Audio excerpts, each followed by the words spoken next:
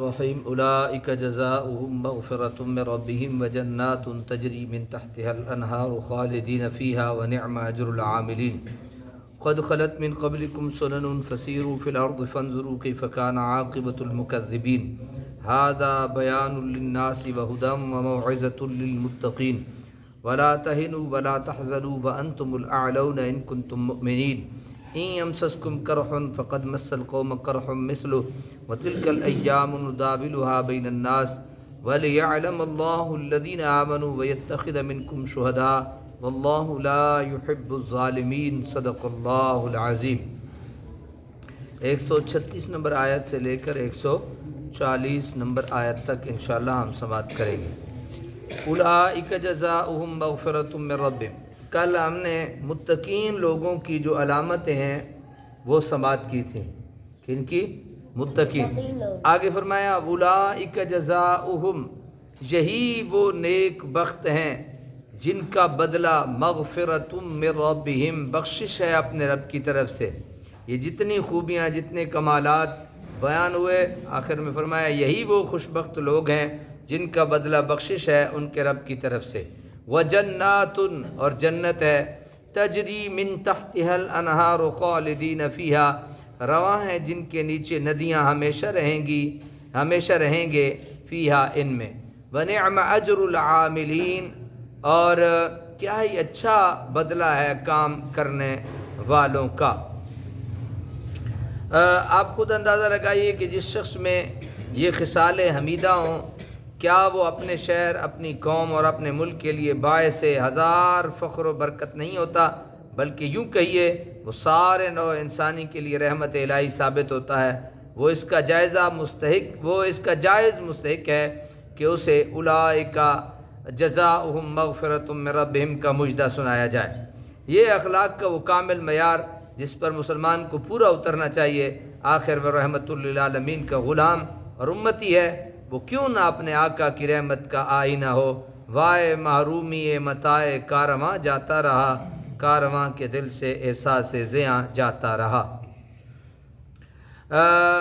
آگے فرمایا قد خلت من قبلکم سنن فسیروا فی الارض، گزر چکے ہیں تم سے پہلے قوموں کے عروج و زوال کے قیدے۔ فسیروا فی الارض، پس زمین میں سیر کرو۔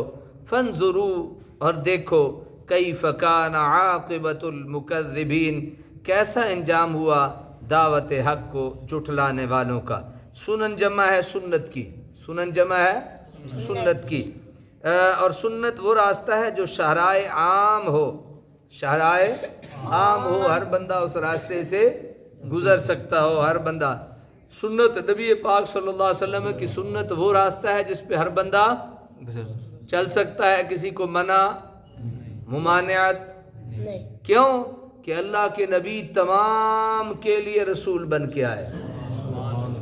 اللہ کے نبی تمام کے لیے ارسلت الی الخلق کافہ، اللہ کے نبی صلی اللہ علیہ وسلم نے فرمایا میں تمام مخلوق کے لیے رسول بنا کے بھیجا گیا ہوں۔ تمام اس پہ چل سکتے ہیں، کسی کو ممانعت نہیں ہے۔ وہ طرز زندگی جو شرائع عام، وہ طرز زندگی ہے جس کا ہمیشہ التزام اور پابندی کی جائے۔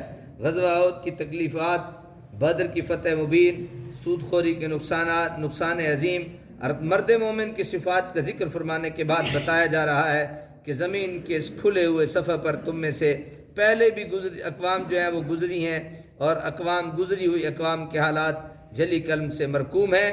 تم انہیں پڑھ لو۔ فتح و سرخروئی کی عزت انہیں دی گئی جو ان صفات کے مالک تھے، اور ناکامی و ذلت انہی کے حصے میں آئی جو ان سے محروم تھے۔ قدرت کے قوانین یکساں اور اٹل ہیں، کسی کے لیے انہیں توڑا نہیں جاتا ہے۔ ھذا بیان للناس، یہ ایک بیان ہے لوگوں کے سمجھانے کے لیے۔ وہدن، اور ہدایت ہے۔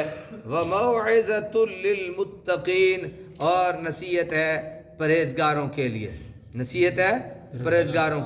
ولا تہنوا ولا تحزنوا، اور نہ تو ہمت ہارو اور نہ تم غم کرو۔ وانتم الاعلون، اور تم ہی سر بلند ہوگے۔ ان کنتم مؤمنین، اگر تم کیا ہو سچے مومن ہو۔ عمل اور رائے میں کمزوری کو وہن کہتے ہیں. ولا تہنوا ہے نا، عمل اور اس کو رائے میں کمزوری کو کیا کہتے ہیں؟ وہن. کہ یعنی عمل میں بھی اور رائے میں بھی کمزوری نہ کرو. ولا تہنوا، عمل میں کمزوری نہ کرو. ولا تحزنوا، اور غم بھی نہ کرو. وانتم الاعلون، اللہ تمہیں بلند کر دے گا. ان کنتم مؤمنین، اگر تم سچے مومن ہو. اور کسی عزیز اور پیاری چیز سے محرومی پر جو دل میں الم پیدا ہوتا ہے اسے حزن کہتے ہیں. ولا تحزنوا، کو کسی پیاری، بہت پیاری چیز کے بارے میں جب بندے کے دل میں ایک دکھ، درد پیدا ہوتا ہے تو اس کو کیا کہتے ہیں؟ جی، حزن کہتے ہیں. احد میں پیش آنے والے ہوش ربا حادثات ممکن تھا کہ مسلمانوں کی ہمت توڑ دیتے. پیچھے ہم نے بیان سنا نا احد کے متعلق، انہوں نے کیا کیا کیا اور کیا کیا ہوتا رہا. تو فرمایا کہ ہو سکتا تھا ان کے دل اور ہمت ٹوٹ جاتی. اس لیے اللہ تعالیٰ نے فرمایا گھبراؤ نہیں، تم ہی غالب و منصور ہوگے اگر تم سچے ایماندار ہو. تاریخ شاہد ہے کہ اس کے بعد حضور علیہ الصلاۃ والسلام کے عہد مبارک میں اور اس کے بعد بھی جب بھی باطل سے صحابہ کرام کی جنگ ہوئی، صحابہ ہی فتح یاب ہوئے. حتیٰ کہ ہر وہ لشکر جس میں ایک صحابی بھی شامل ہوا اس نے کبھی شکست نہیں کھائی. اور یہ صحابہ کے مومن کامل ہونے کی واضح دلیل ہے. نیز مولا تبارک و تعالیٰ نے انہیں ایسے الفاظ سے خطاب فرمایا جس سے انبیاء کو مخاطب فرمایا. موسیٰ علیہ السلام کو ارشاد فرمایا انک انت الاعلی، اور غلامان مصطفیٰ علیہ تحیت و ثنا کو مجدہ دیا وانتم الاعلون.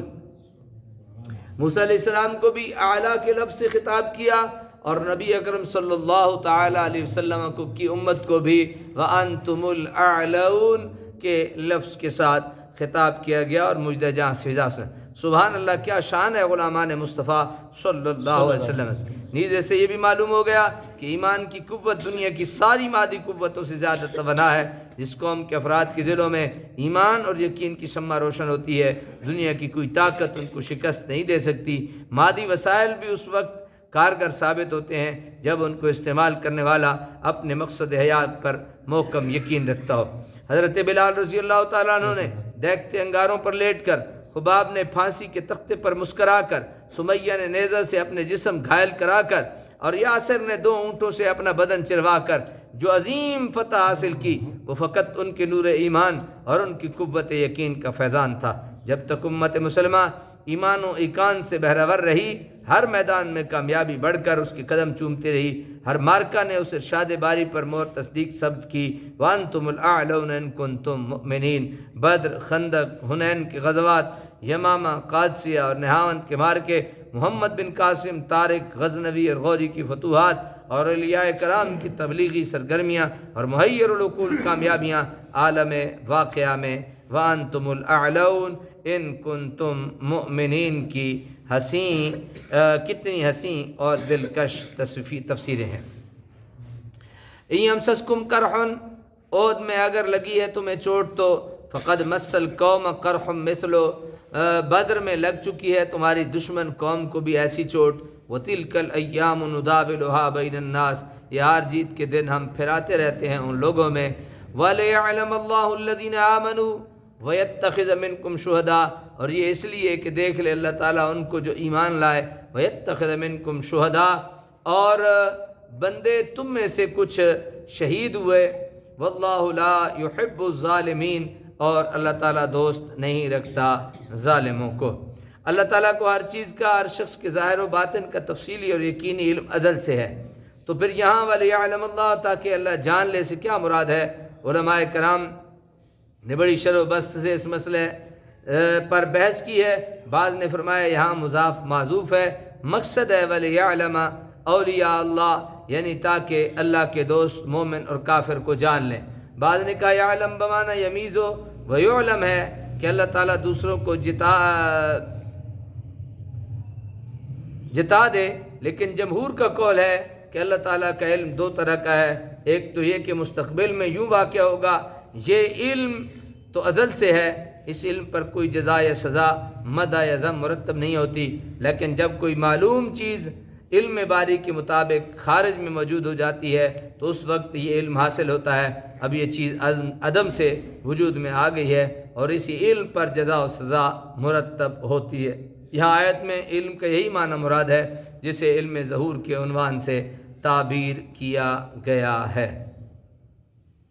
شہداء سے مراد شہیدان جہاد ہیں، انہی کے خون سے قوم ملت کی تاریخ کو رنگینی اور رانائی نصیب ہوتی ہے، اور شہید سے وہ کاملین امت بھی مراد لیے جا سکتے ہیں جن کا عمل اور سیرت اس دنیا میں اسلام کی حقانیت پر شاہد عدل ہے، اور جن کا علم اور بصیرت قیامت کے روز لوگوں کے اعمال پر گواہ ہوگا، جن کا ذکر لتکونوا شہداء علی الناس میں گزر چکا ہے۔